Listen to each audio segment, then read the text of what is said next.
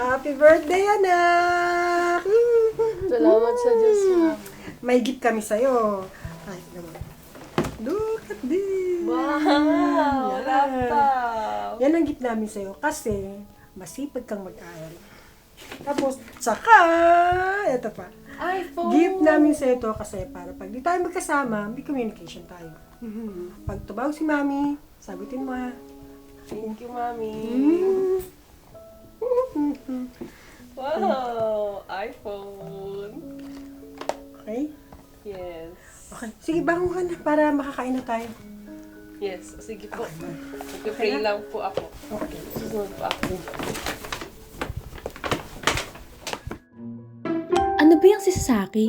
Hindi na nga magaling sumayaw, hindi pa marunong umarte. Sabi ito. Hello! The best kaya dance moves niya. Galing pa nga niya umiyak eh. Eh yung idol mo pag umiyak, ang pangit. Hoy, may nakita ka na bang umiyak na napakaganda? Sige nga, paano yun? Umiyak ng nakangiti? Ganon? Wala naman ako sinabing dapat nakangiti kapag umiiyak. Sadyang pangit lang talaga yung idol mo. Hoy, ang kapal ng mukha mo. Ikaw nga, wala nang ganda, wala pang talent. Ba? Sumusobra ka na. Anak, kain na! Wait lang po!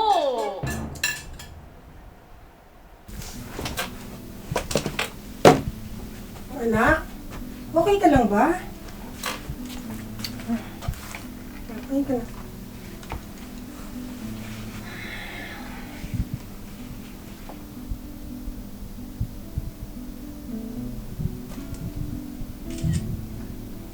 Kailangan ba talagang picture-picturean niya bago kainin? Aska, nanalangin ka man lang ba muna bago kumain? Yes, nanalangin na po ako. Sobrang tutok mo kasi dyan sa cellphone. Pwede bang mamaya na lang yung cellphone? Kumain ka na muna. Aska, kain ka na muna. Mamaya na yan.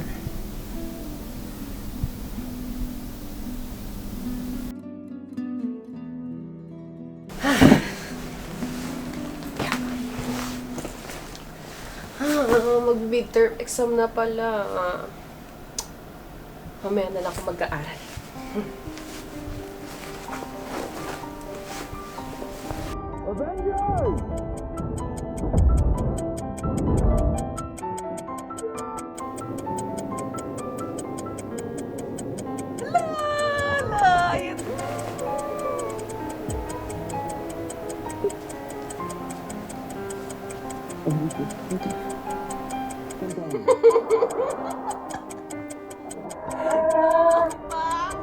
Kumain ka na, Aska. Ha? May exam kayo ngayon naman. Pasok ka na, nakapag-aral ka ba? Ha? Aska, Anong oras na po ba? alas 7 na, malilate ka na. Pasok, bangon ka na dyan, bangon ka na. Okay. Oo, teka. Lalabas ka ng kwarto, hindi ka pa nakakapanalangin.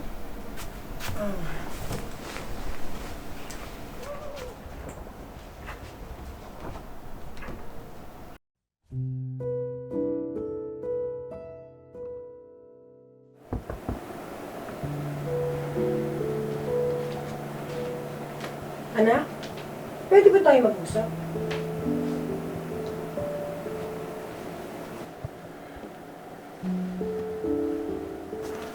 Anak, kaya ka namin binili ng gadgets para sana makatulong sa pag-aaral mo.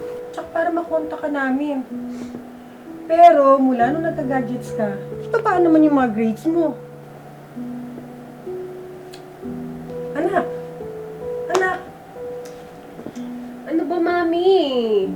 Kita mo? Nagbago na ugali mo. Iritabi ka na masyado, hindi ka na rin nakikinig sa amin. Lagi ka nang napupuyat sa kaka-cellphone mo. Basta balitaan ko pa na nakikipag-away ka sa mga kaibigan mo sa Facebook. Eh kasi hindi nila gusto yung gusto kong idol.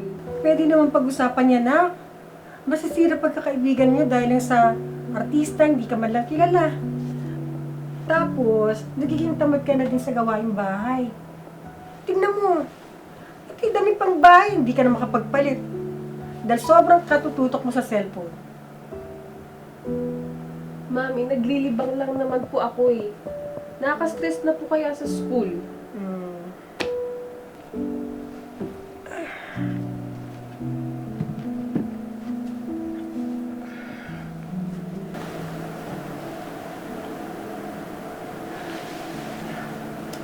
Alam mo, anak, hindi na masamang gumamit ng gadgets, ng internet, social media.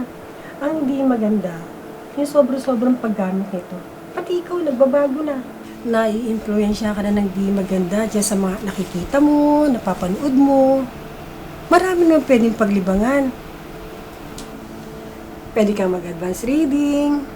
Ito. Tapos, ito pala yung Bible eh. Naalala mo nung iregalo ni Daddy sa'yo nung maliit ka?